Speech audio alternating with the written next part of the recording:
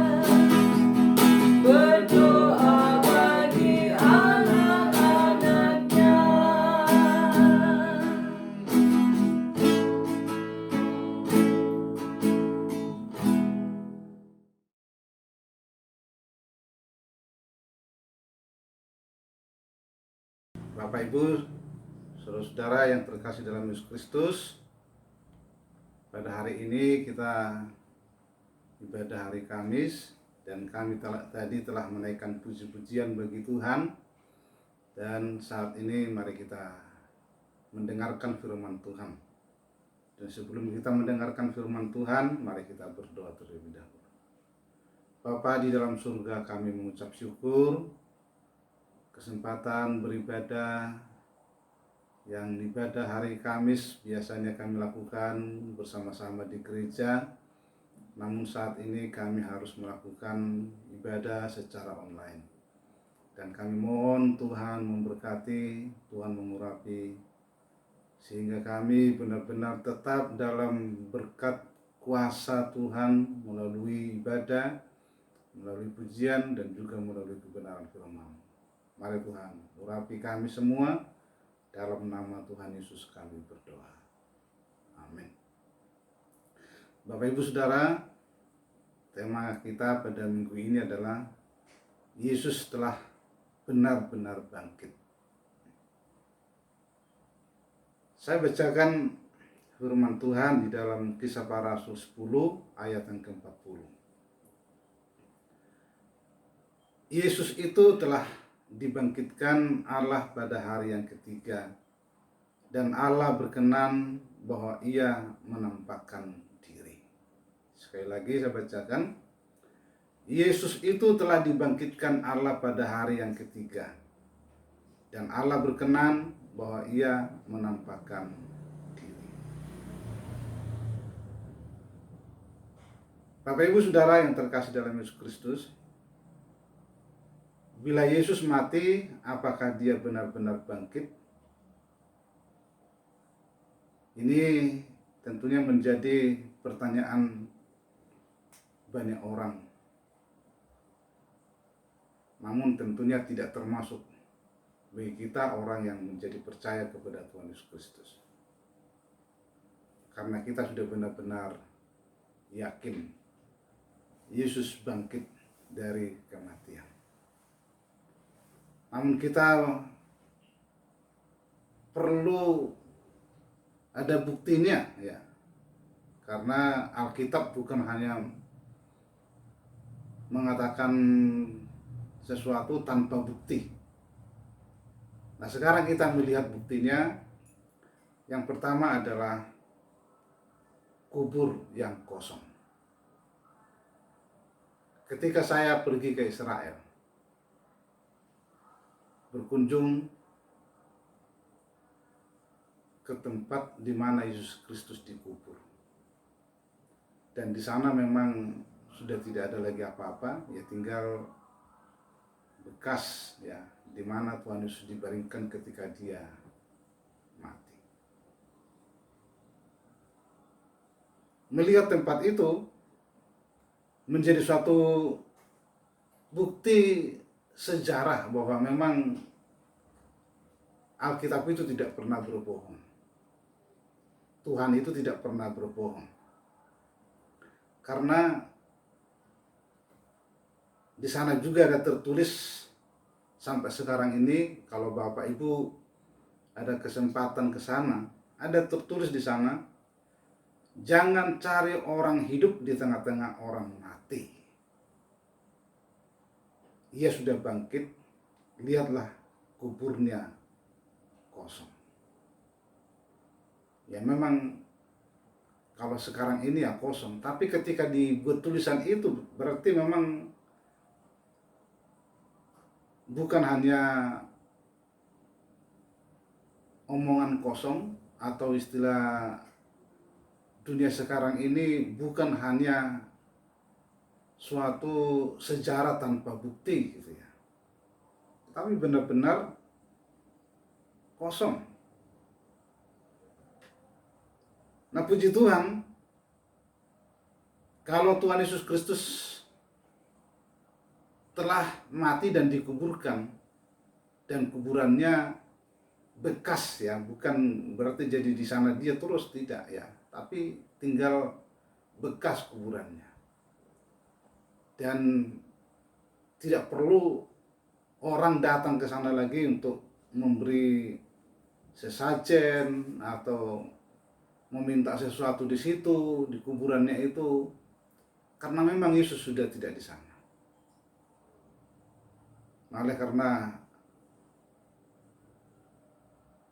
Tuhan yang berkuasa yang kita sembah itu bukan Tuhan yang masih harus dicari-cari di kuburan, dan akhirnya kuburannya dikeramati atau dibuat jadi tempat orang sembayangan dan sebagainya.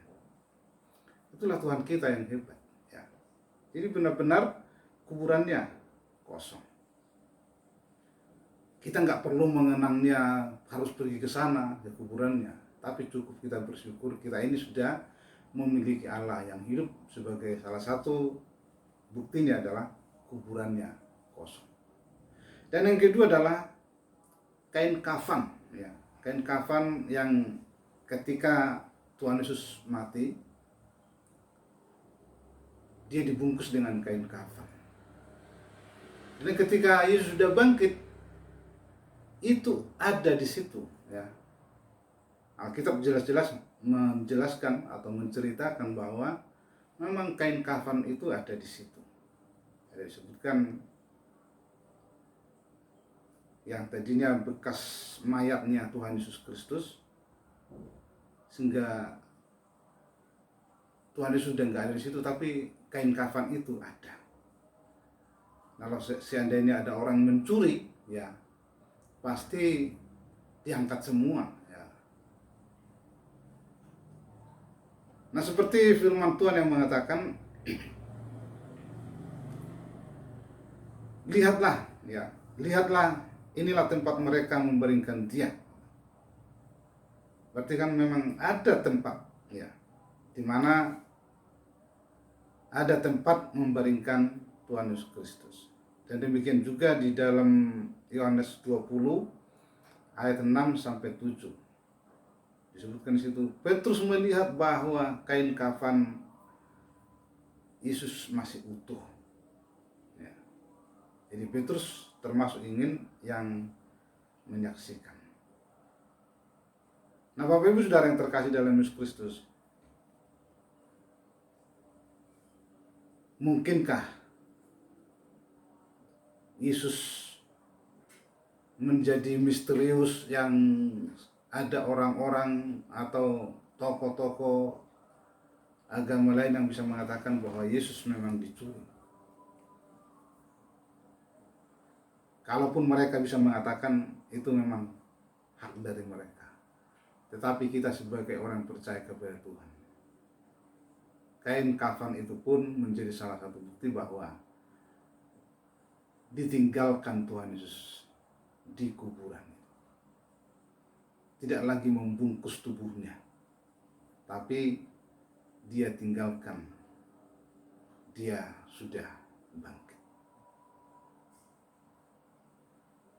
Buatan manusia dia tinggalkan, dan dia benar-benar sudah bangkit.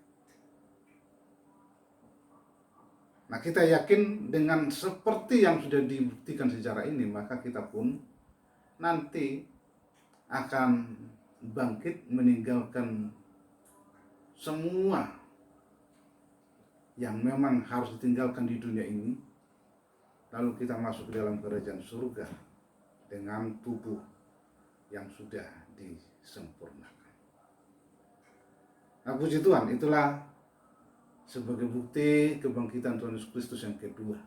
Dan yang ketiga adalah penampakan Yesus Kristus. Penampakan Tuhan Yesus Kristus selama 40 hari, 40 malam berturut-turut dia menampakkan diri kepada murid-muridnya. Di dalam Kisah Para Rasul 1 ayat yang ke-3 disebutkan hal itu. Disebutkan demikian, kepada mereka ia menunjukkan dirinya setelah penderitaannya selesai, dan dengan banyak tanda ia membuktikan bahwa ia hidup. Sebab selama 40 hari ia berulang-ulang menampakkan diri dan berbicara kepada mereka tentang kerajaan Allah. Puji Tuhan. Jadi 40 hari, 40 malam sebelum dia naik ke surga menampakkan diri terus, ya. Sekalipun ada orang mengatakan itu hanya ilusi atau khayalan. Nah, puji Tuhan. Jadi Allah kita itu bukan Allah yang berbohong atau Allah yang hanya dikatakan orang, tapi benar-benar dia bangkit. Dia menampakkan diri kepada murid-muridnya, dia menampakkan diri kepada banyak orang, termasuk kepada Paulus, ya, termasuk kepada banyak murid-muridnya, ya. Jadi kita tidak perlu ragu bahwa Yesus Kristus itu benar-benar bangkit dari kematian. Penampakan itu bukan suatu cerita atau mitos gitu ya, tapi benar-benar dia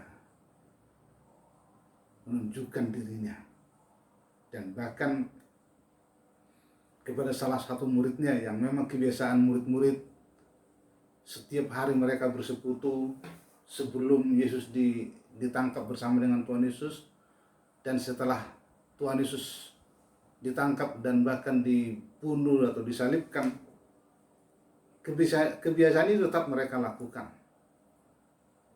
Nah, Thomas itu nggak ada bersama-sama dengan mereka. Dan dia memang sempat mengatakan, saya nggak percaya bahwa Yesus itu sudah bangkit sebelum aku mencucukkan jariku ke bekas paku yang ada di tangannya dan juga bekas tombak yang ada di lambungnya. Tetapi setelah Tuhan Yesus Kristus berkali-kali dikatakan Alkitab pada hari yang ke-8, maka Yesus menampakkan diri lagi dan Thomas ada di situ. Dia mengatakan kepada Thomas, "Hai Thomas, masukkanlah jarimu ke tangan bekas paku dan kepada lambungku bekas tombak." Barulah saat itu Thomas benar-benar percaya bahwa Yesus Kristus benar-benar bangkit. Nah, Bapak Ibu Saudara, kebangkitan Tuhan Yesus Kristus menjadi berkat yang luar biasa. Jadi jangan pernah kita meragukan kebangkitannya.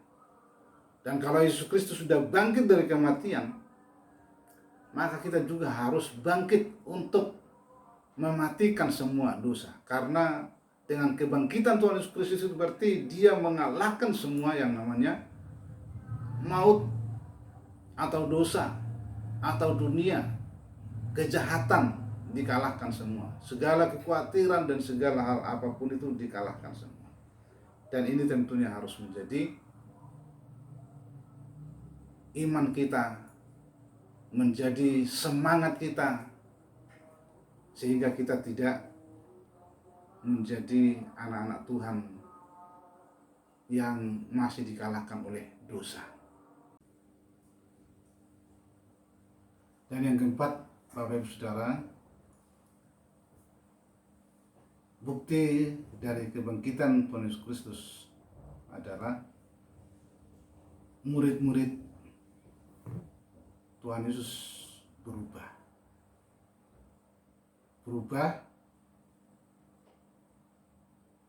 dalam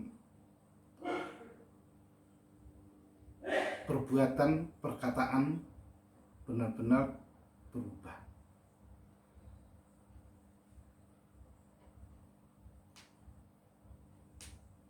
Di dalam perubahan itu, yang tadinya mereka ketakutan menjadi berani. Yang tadinya mereka mengurung diri, akhirnya mereka membuka pintu, bahkan mereka berani berbicara kepada banyak orang. Yang tadinya mereka sedih, akhirnya dirubah menjadi senang. Bahkan yang paling luar biasa lagi, bahwa setelah mereka berubah, akhir hidup mereka itu dibuktikan dengan perbuatan-perbuatan nyata. Salah satunya adalah Petrus pada akhir hidupnya mati disalib dengan terbalik. Markus mati dengan berani ditarik kuda sehingga seluruh tubuhnya lepas.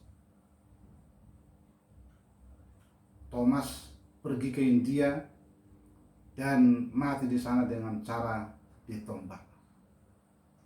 Semua murid-murid Yesus hidup dengan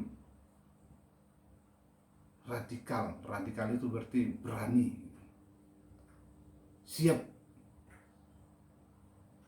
melakukan yang terbaik untuk Tuhan. Oleh karena itu, saya yakin kita semua menjadi anak-anak Tuhan yang berani dan tidak lagi khawatir, tidak takut, tidak lagi cemas. Tapi kita harus yakin kebangkitan Tuhan Yesus Kristus menjadi kemenangan bagi kita mengalahkan segala hal-hal apapun yang ada di dunia ini, termasuk seperti yang sekarang ini kita sedang dilanda, ya, bahkan seluruh dunia, bukan hanya negara kita, dilanda oleh virus corona 19. Semua orang takut, Tapi mari kita yakini bahwa kita adalah orang-orang yang berkemenangan.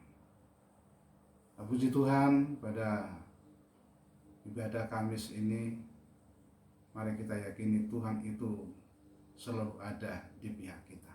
Nah, kalau sudah ada di pihak kita, siapa yang jadi lawan kita? Pastikan bahwa kita adalah orang-orang yang berani menghadapi apapun dalam situasi dan kondisi yang bagaimanapun. Kita harus tetap tampil menjadi pemenang. Amin. Mari kita berdoa. Terima kasih Tuhan Yesus, Engkau Allah yang benar-benar bangkit dari kematian, mengalahkan maut, mengalahkan sengat iblis, mengatakan semua rasa khawatir, takut, cemas. Dan oleh karena itu ya Tuhan, kami bersyukur menjadi anak-anak-Mu yang sudah memiliki iman hanya kepada Tuhan. Dan tolonglah kami untuk benar-benar yakin bahwa kebangkitan Tuhan Yesus Kristus adalah kebangkitan kami juga yang pasti akan kami peroleh, karena Yesus sudah menjamin hidup kami. Tuntun pimpin kami sehingga kami tampil menjadi pemenang. Terpujilah nama-Mu Tuhan. Lawat semua jemaat-Mu, berkati semua jemaat-Mu. Yang lemah Tuhan kuatkan, yang sakit Tuhan sembuhkan, dan bahkan yang kekurangan Tuhan berkati semua. Dalam nama Tuhan Yesus kami